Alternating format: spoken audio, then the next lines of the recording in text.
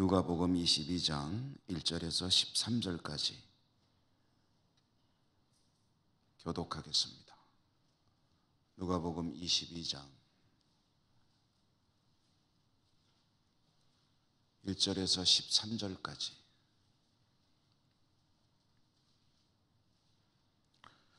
유월절이라 하는 무교절이 다가오매 대제사장들과 서기관들이 예수를 묻습니다. 그들이 백성을 두려워합니다. 12 중에 하나인 가룟인이라 부르는 유다에게 사탄이 들어가니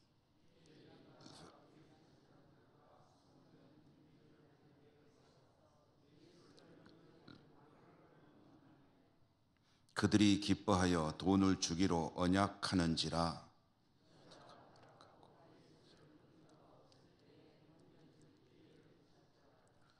유월절 양을 잡을 무교절 날이 이른지라.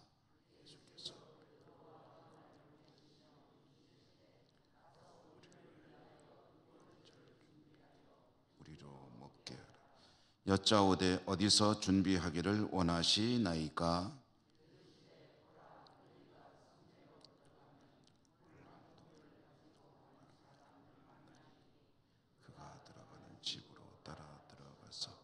그 집 주인에게 이르되 선생님이 내게 하는 말씀이 내가 내 제자들과 함께 유월절을 먹을 객실이 어디 있느냐 하시더라 하라. 그리하면 큰 다락방을 보이리니 거기서 준비하라 하시니 그들이 나가 그 하신 말씀대로 만나 유월절을 준비하니라. 아멘.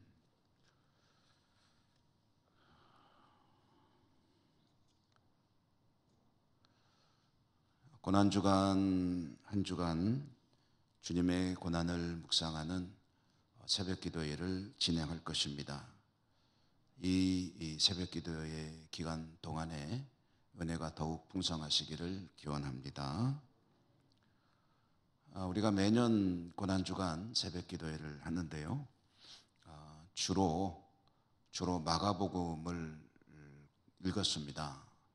마가복음을 읽으면서 어제 주일에는 예수님께서 예루살렘 성에 입성하는 말씀을 나누었는데 그 뒤에 이제 어떤 일이 벌어지느냐 하는 것을 요일별로 월요일에는 어떤 일이 있었고 화요일에는 어떤 일이 있었고 이렇게 주로 마가복음의 순서에 따라서 주님의 행적을 따라가면서 말씀을 묵상하고 은혜를 나누었는데요. 금년에는 이제 누가복음 말씀을 읽으려고 합니다. 그리고 요일별로 주님의 행적을 따르기보다는 이제 그 고난주간 기간 동안에 있었던 여러 가지 일들 가운데 몇 가지를 선택해서 그 말씀을 읽고 함께 말씀의 의미를 새겨보고 은혜를 나누려고 합니다. 오늘 읽은 말씀 누가복음 22장 1절부터 13절까지의 말씀은 두 가지 내용을 담고 있습니다. 첫째는 가룟 유다의 배반과 관련된 이야기죠. 주님께서 예루살렘 성에 입성하실 때 분위기는 대단히 험악했습니다. 오늘 말씀을 여러분 같이 읽으셨지만 대제사장과 또 그를 따르는 무리들, 이제 이 사람들은 유대인들의 최고 권력 기구인 산헤드린 공회의 지도층들입니다. 이 사람들은 어떻게든 주님을 체포해서 제거하려고 결의를 다지고 있었습니다. 그러니까 예루살렘 성으로 들어간다는 것은 범 호랑이의 입속으로 들어가는 것과 마찬가지인 거죠. 그러나 이 사람들이 자기들 하고 싶은 대로 하지 못하는 이유는 유월절 명절로 너무나도 많은 사람들이 모여 있어서 만약에 이 사건이 알려지면 밀란이 일어날까, 뭔가 소요가 일어날까 걱정이 됐습니다. 여론이 무서운 거죠. 정치하는 이들이 가장 무서워하는 것이 백성들의 여론입니다. 이들은 나사렛 선지자 예수를 죽였다가 곤란한 상황이 벌어질까 두려워해서 이제 주님을 체포해서 제거하고 싶은 마음은 굴뚝 같은데 일종의 자제를 하고 있다고 할까요? 어떻게든 이제 비밀리에 또는 명분이 있어 주님을 제거할 수 있는 그런 기회만 노리고 있을 그 상황이었습니다. 그렇게 죽이고 싶지만 죽이지 못하는 이 제사장 무리들에게 절호의 기회가 찾아왔습니다. 그것은 예수, 주님을 따르는 제자들 중에 한 사람, 가룟 유다가 찾아온 것이었죠. 가룟 유다는 이 공회 지도층들을 찾아와서 제안을 했습니다. 당신들의 고민이 뭔지 내가 잘 아는데 내가 그렇게 할 수 있도록 돕겠다. 그러니 나에게 대가를 지불하라. 이제 돈을 요구하며 스승을 잡아갈 수 있는 그런 기회를 자기가 만들어 보겠다라고 했는데 이 제안이야말로 대제사장 무리에게는 그야말로 가문 끝에 단비와 같은 것이었죠. 얼마나 반색하며 맞이했겠습니까? 기꺼이 흔쾌히 약속합니다. 돈 얼마 되는 거 그거는 이 사람들에게는 전혀 문제가 되지 않는 일이고 그렇게만 된다면야 우리가 당신이 원하는 대로 돈을 주겠다라고 약속을 이제 한 거죠. 이렇게 주님을 제거하기 위한 제자의 배반 그리고 제사장들의 음모가 진행되고 있는 동안에 오늘 읽은 말씀의 두 번째 내용은 뭐냐면 주님은 뭘 하고 있었느냐 하는 거죠. 한쪽에서는 음모가 무르익고 있을 때에 주님은 어떤 일을 하고 있었느냐 하면은 주님은 제자들과의 이별을 준비하고 계셨습니다. 주님은 이제 곧 죽으시죠. 물론 부활하십니다. 부활하시지만 제자들과 함께 또 계속 계시는 것은 아니고 40일 정도 있으신 후에 하나님 아버지 곁으로 이제 가실 겁니다. 이것은 곧 이별을 의미하는 거죠. 그러므로 제자들과의 이별을 그 이후를 주님은 준비하시는데 무슨 준비를 하시느냐? 어떤 준비를 해야 할까요? 주님께서 이 땅에 오셔서 하신 일을 우리는 천국, 하나님 나라를 세우시는 일이다라고 자주 말씀드리고 있죠. 하나님 나라를 이 땅에 세우시고 궁극적으로 하나님 나라가 완성되게 하는 일, 그 일을 주님이 이 땅에 오셔서 시작하셨습니다.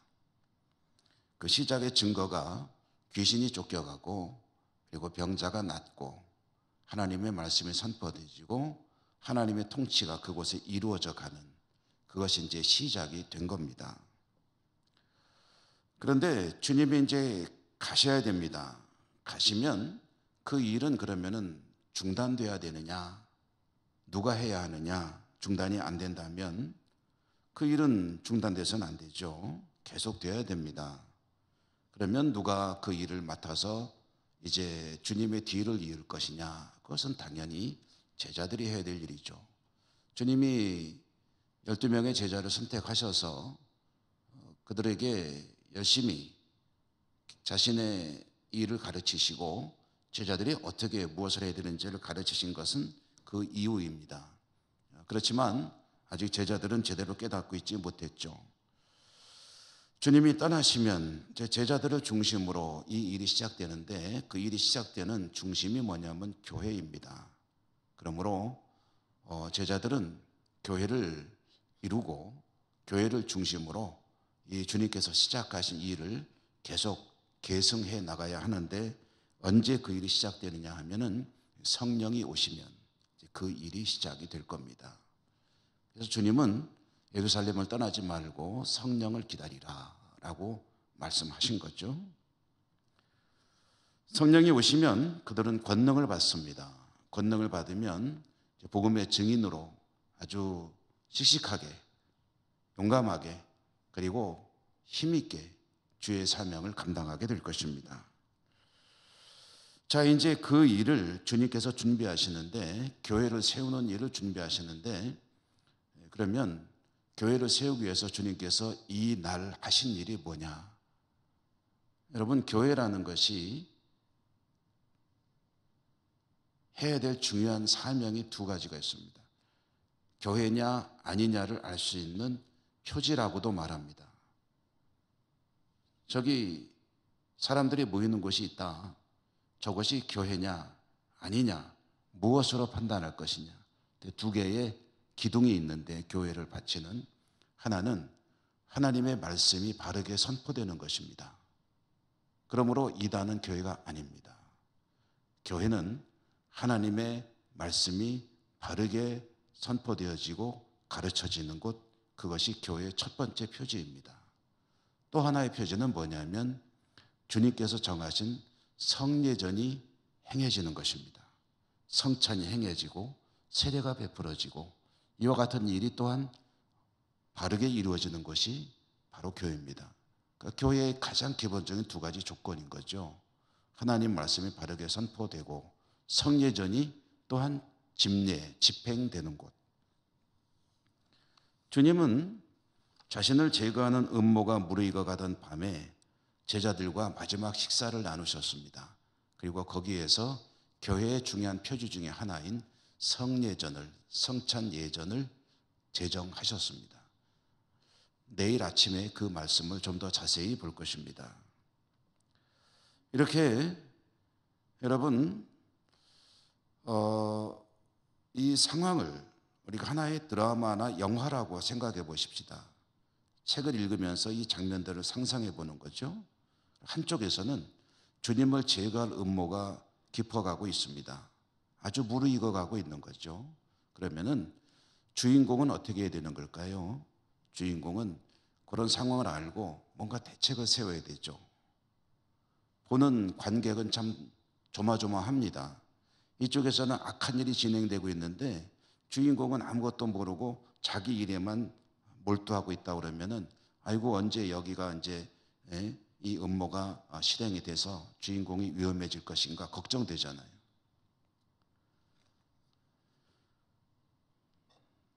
주님은 자신을 제거할 음모가 한쪽에서 진행되고 있음에도 불구하고 그것을 마치 모르는 것처럼 행동을 하고 있습니다.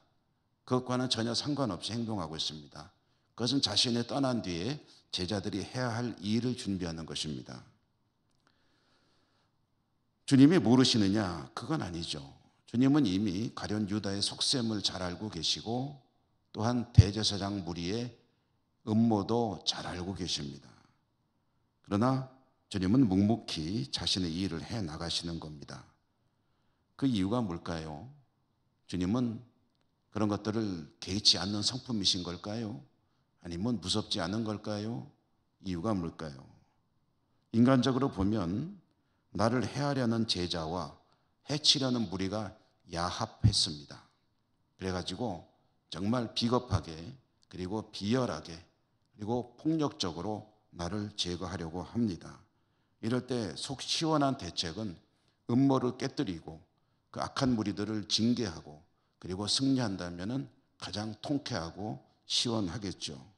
그런데 주님은 이 일이 진행됨에도 불구하고 자신의 일에 몰두하는데, 그 자신의 일은 자신이 아버지 곁으로 떠나신 후에 제자들이 교회를 세워가는 일, 그 일에 집중하고 있다라는 거죠. 인간적으로 보면 답답한 일입니다. 그러나 믿음으로 사는 이들에게는 이것이 믿음으로 가는 길이다라는 것을 보여주는 정답과 같은 그런 주님의 행동이십니다. 왜 이렇게 주님은 그런 험악한 일이 벌어지고 있음에도 불구하고 교회를 세우는 일에 몰두하고 있느냐 하면은요, 하나님의 계획과 역사는 사람의 마음에 즐거움을 줄 때도 있지만 괴로움을 줄 때도 있고 아플 때도 있습니다. 답답할 때도 있고 마음에 안 드는 경우도 많이 있습니다. 흔쾌하기보다는 불편하게 느껴질 때가 많이 있다는 거죠. 왜냐하면 사람의 욕망은 끝이 없기 때문입니다. 사람의 욕심은 자신이 만족하길 원하고, 한 가지가 만족하면 두 가지를 만족하길 원하고, 두 가지가 만족하면 또 한 가지 만족을 원합니다. 하나님은 그렇게 하시지 않습니다. 그러므로 때로는 하나님이 감사할 때도 있지만, 그러나 하나님이 불편하게 느껴질 때도 얼마든지 있습니다. 그런데 주님 보여주신 믿음이란 무엇인가? 그런 일들까지도 하나님의 구원 역사의 일부로 받아들이시는 겁니다. 나에게 많은 아픔이 임하겠지만, 그러나 이것도 하나님께서 이루어 가시는 구원 역사의 일부이므로 믿음의 사람은 하나님께 그것까지도 위탁하고, 그리고 믿음으로 나아가는, 자신이 해야 할 일에 몰두하는 것이다 라는 것을 보여주는 거죠. 저도 여러분도 이 고난주간 새벽기도회 때 한 가지 생각해 보고 싶은 것, 그것은 믿음으로 산다는 것의 의미를 새겨보는 것입니다. 믿음은 무엇을 믿는 것입니까? 하나님을 믿는 것입니다. 좀 더 풀어보면 하나님의 역사를 믿는 것입니다. 조금 더 풀어보면 하나님의 역사가 선한 것임을 믿는 것입니다. 하나님이 모르셔서 못하시는 것 없습니다. 모든 일은 하나님의 섭리 가운데 진행이 됩니다. 그러므로 내 만족을 하나님께서 베풀어 주셨다면 감사한 일이죠. 그러나 때로는 내가 뜻하는 바대로 되지 않더라도 여기에도 하나님의 뜻이 있음을 믿고 믿음으로 하나님께 감사로 나갈 때 하나님은 선한 일을 이루어 가신다라는 것이죠. 중요한 것은 내 마음에서 하나님의 역사를 감사함으로 받아들이는 것입니다. 여러분, 주님이 왜 고난을 받으셨습니까? 믿음으로 자신을 죽이려는 음모까지도 하나님의 섭리로 받아들였기 때문이죠. 늘 선하신 하나님을 절대적으로 신뢰하고 의지하고 승리하는 우리 모두가 되기를 주님 이름으로 축원합니다. 은혜로우신 하나님 감사합니다. 오늘도 저희들에게 은혜 주셔서 하나님의 구원의 역사에 참여하는 믿음의 사람으로 살기를 촉구하시니 감사합니다. 저희들은 스스로의 생각과 또 원하는 일들에 붙들리어서 하나님을 향해 때로는 불만스러운 마음을 가질 때도 있습니다. 그러나 오늘 주님의 믿음을 보면서 모든 것이 하나님께 감사의 조건이 되는 믿음의 삶을 살기를 다짐해 봅니다. 성령님 도와주시고 우리의 믿음과 삶이 하나님께 더욱 기쁨이 될 수 있도록 축복하여 주옵소서. 예수님 이름으로 감사하고 기도드립니다. 아멘. 하늘에 계신 우리 아버지, 아버지의 이름을 거룩하게 하시며 아버지의 나라가 오게 하시며 아버지의 뜻이 하늘에서와 같이 땅에서도 이루어지게 하소서.